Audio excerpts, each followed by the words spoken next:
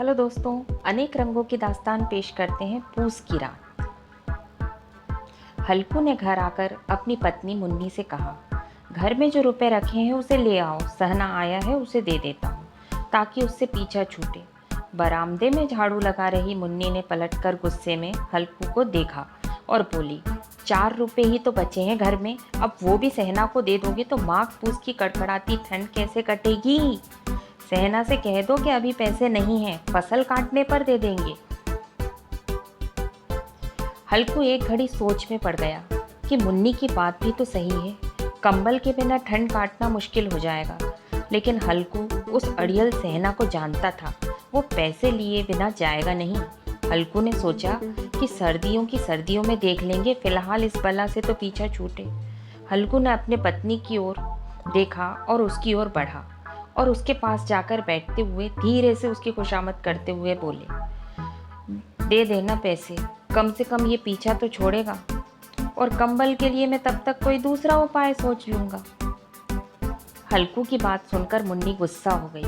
हल्कू को गुस्से से घूरते हुए मुन्नी ने कहा, तुम तो चुप ही रहो, बताओ ज़रा कौन सा उपाय है तुम्हारे पास। ऐसे ही कोई तुम्हें खैरात में कंबल तो दे नहीं देगा। ना जाने कौन सा कर्ज है जो कभी चुकता ही नहीं। तुम ना खेती करना ही छोड़ दो, क्या फ़ायदा खेती का जब फसल होते ही पूरी कमाई कर्ज चुकाने में चली जाए।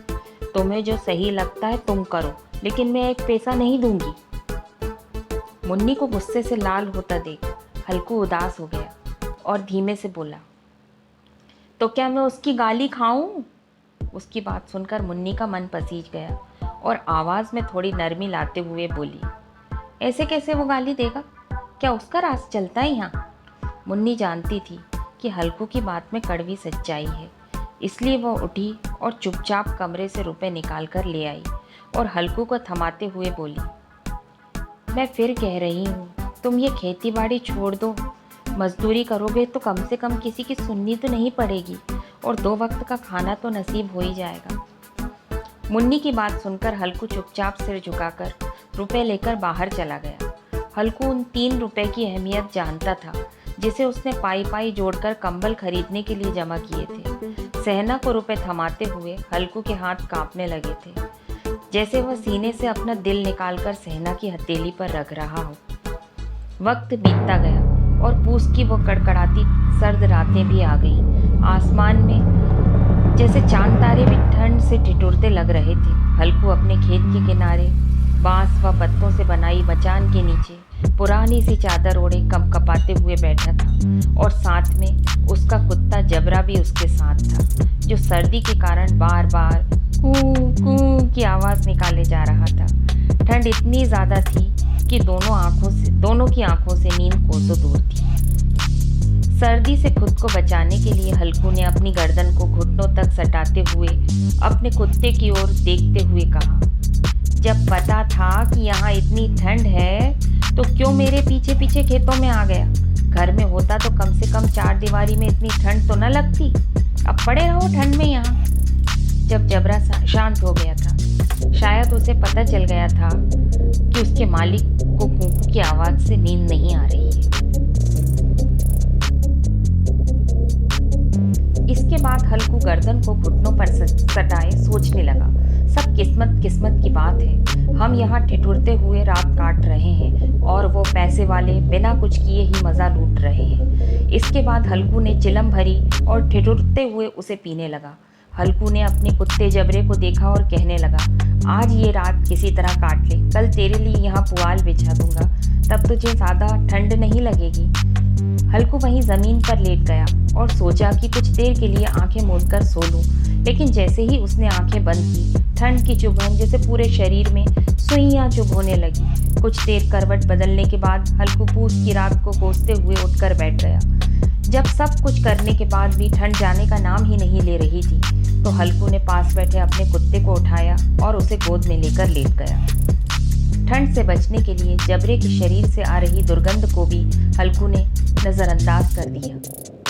जबरे को भी गर्माहट मिल रही थी और उसने भी आंखें मूंद ली थी और सोने की कोशिश कर रहा था। तभी जबरे को कोई आहट सुनाई दी और वो एकदम सावधान की मुद्रा में खड़ा हो गया। जबरा अचानक मचान से बाहर निकला और इधर उधर दौड़ते हुए जोर जोर से भौंकने लगा।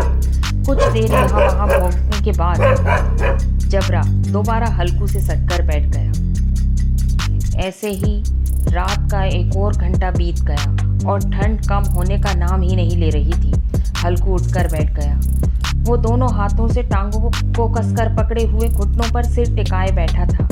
ठंड में हल्कू को लगा कि जैसे उसका खून ही जम गया हो और वो बेबसी से बस सुबह होने का इंतज़ार करने लगा। हल्कू के खेत के सामने ही आम का एक बड़ा सा बाग था, जिसे देखकर वो सोचने लगा कि पतझड़ शुरू हो चुकी है और ज़रूर इन पेड़ों से पत्तियां झड़ी होंगी, तो क्यों ना इसके सूखे पत्ते लाकर देर तक आग सेक लूं। हल्कू ने सोचा कि पत्तियां उठाने तो चला जाए, पर कहीं रात के अंधेरे में उसे कोई जानवर हमला कर ना दे और ऐसे देखकर कोई उसे भूत ना समझ ले।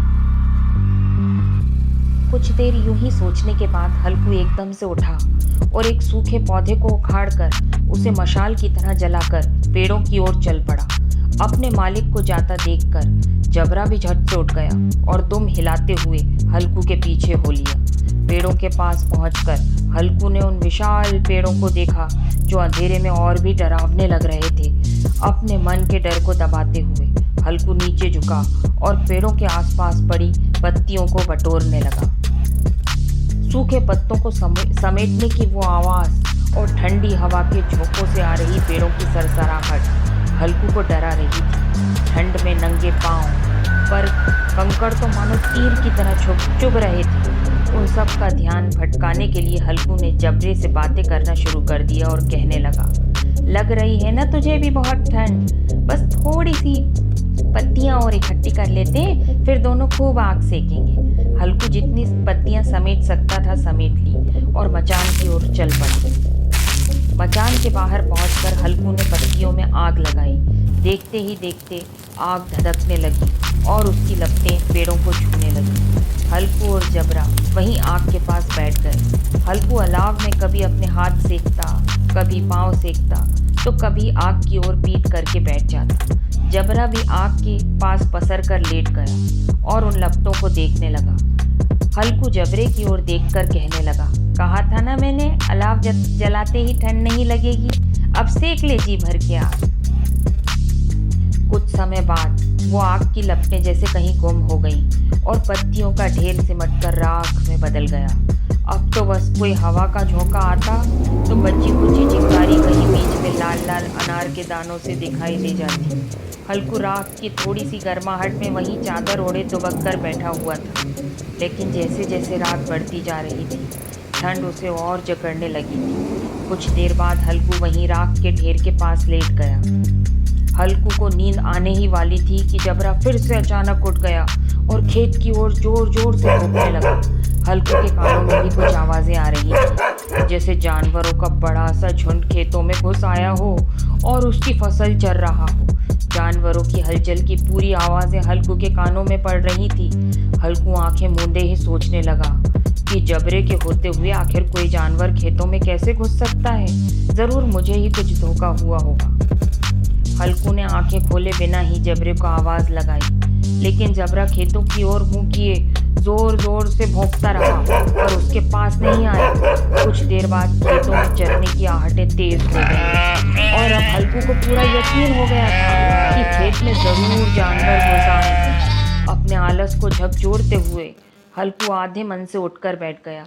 इस कपकपाती ठंड में उठकर खेत में जाना और फिर जानवरों को भगाना उसे बेहद मुश्किल सा लग रहा था। हल्कू वहीं बैठे बैठे जबरे को आवाज़ देने लगा। हल्कू की आवाज़ सुनकर जबरा और भी जोर जोर से भौंकने लगा। खेतों में नील गाय का झुंड घुस आया था, जो पूरी तैयार फसल को चरने के साथ ही उसे तहस नहस किए जा रहा था। जबरा अपना गला फाड़ फाड़ कर भौंके जा रहा था, जैसे उन्हें वहां से चले जाने को कह रहा हो। इस बार हल्कू ने पक्का इरादा करते हुए खुद को समझाया और चादर को शरीर पर लपेटते हुए खेतों की ओर जाने के लिए कदम बढ़ाने लगा। हल्कू कुछ कदम ही चला था कि अचानक तेज हवा के झोंके ने उसके कदम रोक लिए। हल्कू को ऐसा लगा कि जैसे किसी ने सैकड़ों सुइयां उसके शरीर में चुभो दी हों और उसका पूरा शरीर अकड़ गया हो। हल्कू हल्कू दौड़ता हुआ राख के ढेर के पास लौट आया और पास पड़ी लकड़ी से उसे कुरेदने लगा ताकि उसके शरीर को कुछ तो गर्माहट मिले। जबरा खेतों के पास भौंकता रहा और हल्कू उस राख के ढेर के पास सिकुड़कर बैठा रहा, जैसे उसे किसी ने जकड़ रखा हो। नील गाय के झुंड ने देखते ही देखते पूरे खेत को तहस नहस कर दिया था। हल्कू उसी राख के ढेर के पास चादर ताने सो गया और जानवरों के जाने के बाद भी जबरा हाँफते हुए हल्कू के पास आकर बैठ गया। सुबह जब हल्कू की आंख खुली तो दिन चढ़ाया था और धूप निकल आई थी। सामने बैठी मुन्नी उसे गुस्से से घूरते हुए जोर जोर से कह रही थी, दिन भर सोए रहोगे क्या? उठकर देखो तो सही, जानवरों ने पूरी फसल का क्या हाल कर दिया। अब हम क्या करेंगे? तुम्हारे रात में खेत में होने का क्या फायदा? अगर चादर तान कर सोना ही था तो घर पर ही पड़े रहते। मुन्नी को चुप होते ना देख हल्कू धीरे से उठा और उससे पूछा, क्या तुम खेत से होकर आ रही हो? क्या सच में हमारी पूरी फसल तबाह हो गई है? मुन्नी ने गुस्से से जवाब देते हुए कहा, हाँ, सब कुछ खत्म हो चुका है, हम तबाह हो चुके हैं। हल्कू जानता था कि मुन्नी ऐसे चुप ना होगी, तो उसने बहाना बनाते हुए कहा, तुझे तो बस खेत की पड़ी है। मैं यहाँ रात में मरने से बाल बाल बच गया। रात को मेरे सीने में इतना तेज दर्द उठा कि मैं हिल भी ना पाया। ये तो मैं ही जानता हूँ कि दर्द के साथ मैंने कड़कड़ाती ठंड के बीच रात कैसे काटी है।